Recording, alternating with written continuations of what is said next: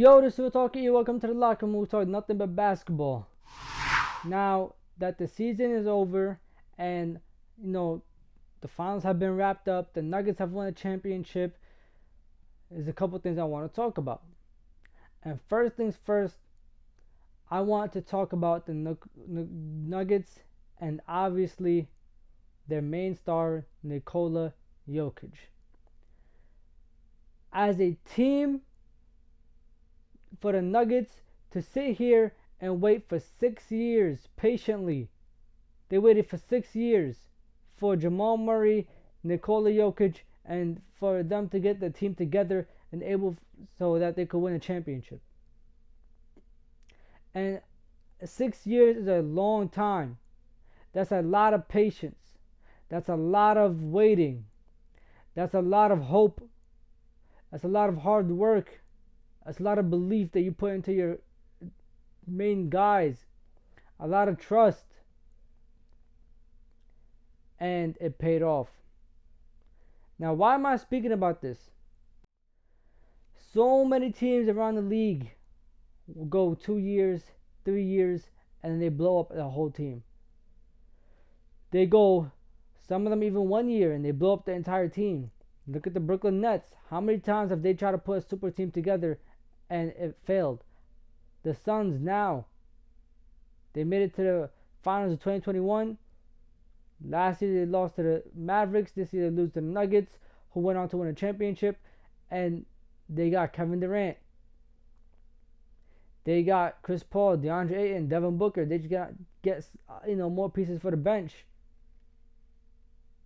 They're trying to basically have a whole new team. They traded their core of Mikal Bridges and Cameron Johnson. Two main guys that if the Suns would have been patient, I feel like the Suns would have been able to win a championship eventually. If not this year, maybe the next one the year after. But because they rushed, look at what happened. Now, if the Suns don't win next year, that's coming up, is going to be a failed experiment with Kevin Durant. Even though he might be on the contract for 1 more year, it's still going to be a failed experiment for a lot of people. A lot of people. So that the Nuggets, since they waited for their guys and they went through the injuries, they went all of the disappointing seasons, the disappointing series, they went through all of that. And now they won a championship. Their main guy, Nikola Jokic, sat there humble time after time after time. Whether it was a win or a loss, he was humble. He always put his teammates first. Always put the entire team before himself. It was always we. It was always, no matter what accomplishment they put in front of him, he said, I don't care. Jokic, you averaged a triple-double. I don't care. It doesn't mean nothing to me. We didn't get a championship. Jokic, you got MVP. It doesn't matter. Jokic, you're a 2-time MVP. It doesn't matter. Nothing mattered to him. And I'm pretty sure it did a little bit, but it didn't matter enough for him to have to think about it, or for him to allow it to distract him from what he has his mind focused on. For 6 years, bro. 6 years of just coming in playing hard. Somebody that couldn't do anything. He literally cannot jump. He's not the fastest. He's just skilled. And just plays good basketball. And I'm not going to lie to you. After his interviews with, the media after they won the championship, I'm not going to lie. I'm starting to like his personality. Usually Jokic doesn't show personality. Usually he's very, level-headed. He tries to be focused on the game and focus on everything. But after they won the championship, he was trying to throw jokes around during the media. His interviews became more funnier. He was trying to get jokes on. He was, just doing so much, bro, that it was just like his personality is finally coming out, bro.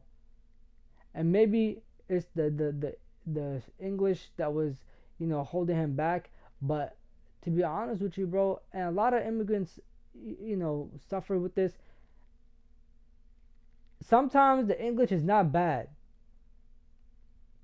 It just takes a little longer for you to put your words together, but it's not bad. And for Jokic, it's not bad, bro. It's not, because even when you hear him speak his own language, sometimes, um, he speaks the same way. There's a lot of ums, there's a lot of stuttering. So I think it's just like, just throw a couple jokes here and there, bro. Like, show your personality more, bro. Now that he won a championship, I'm pretty sure he's gonna do that. Cause at this point, what does Jokic have to prove to anybody, bro? He has one championship, NBA Finals MVP, 2 times league MVP. What does he have to prove to anybody, bro? Nothing. He's arguably the best center of all time. Like, what does he have to prove? So I feel like he's gonna show his personality a lot more. Next, let's talk about Jimmy Beam Butler.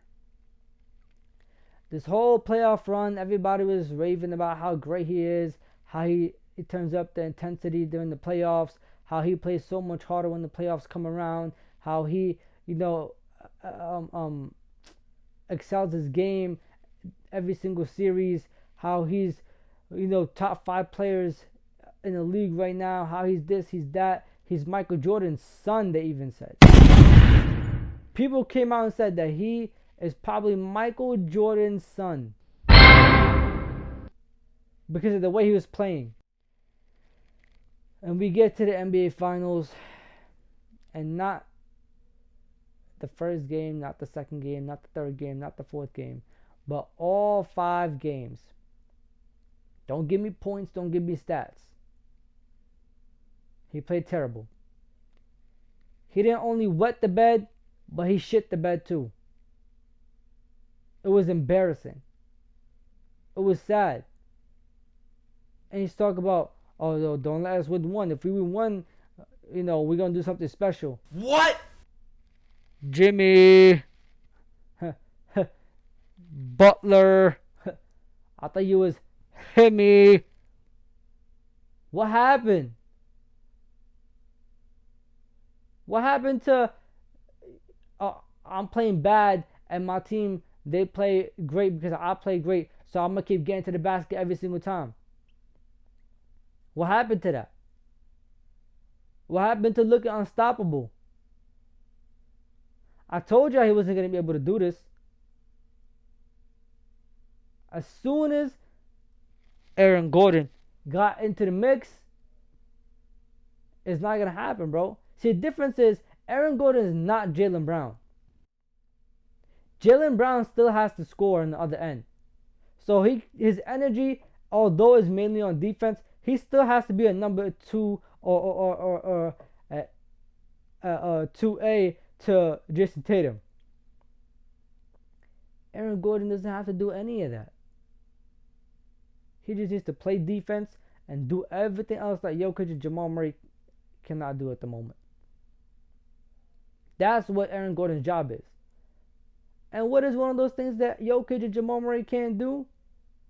Guard Jimmy Butler. I thought they were going to do something special, right?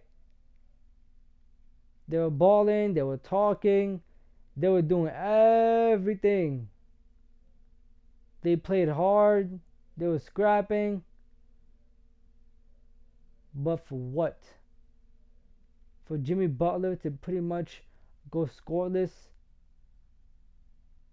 until the last 3 minutes of the game, where he put up 13 out of his 21 points, I think it was. For my star player to have 21 points in an elimination game? What? That's a guaranteed loss. How could you come out here as my star player, the leader of my team, Jimmy Himmy Buckets, and only have 21 points, and 13 of them come within the last 3 minutes of the game. Did you really want to win? Did you really want a championship? What did you want? Because you wasn't playing like you wanted to win. You wasn't playing like an NBA champion. You wasn't playing like you still have any type of energy within yourself, let alone the team. You played like you was done. Like you were tired. Like you were ready to go home.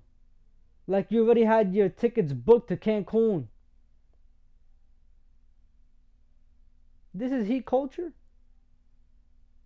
Let your star player go scoreless until the last 3 minutes of the game when he puts up 13 of his 21 points? This is Heat culture? Allow your player to have 7 points throughout the first 3 quarters? 8 points throughout the first 3 quarters? 9?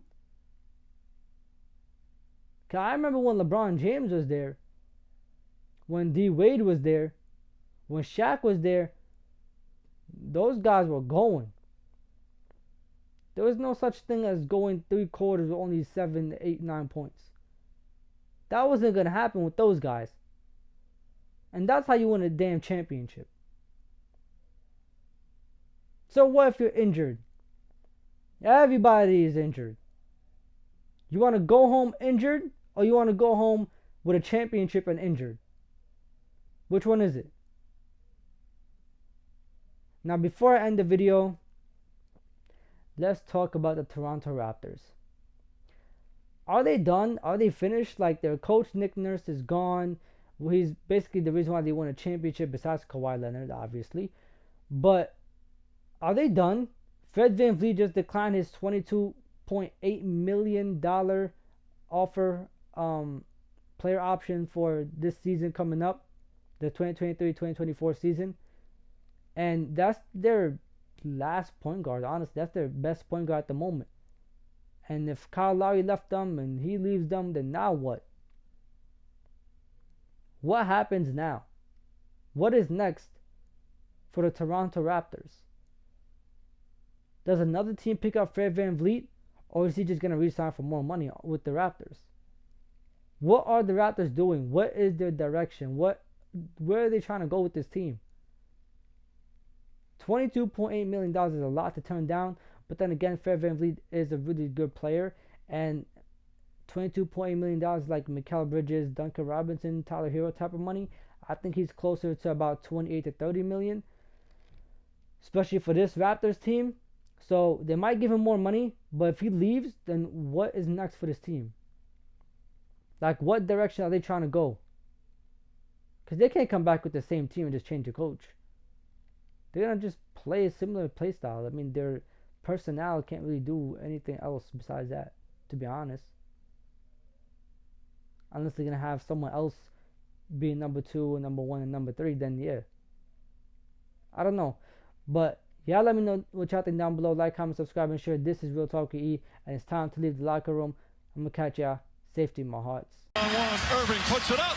It's good. Kyrie Irving from downtown. The officials have to review it. And the Lakers win the game. Banks it in. He banks in the 3 to win it. Good. That's why he's NBA All-Defensive Team. Adebayo, sky high with the block and rejection. This is for the win. Got it. Wow. At 7, working against Butler, got down.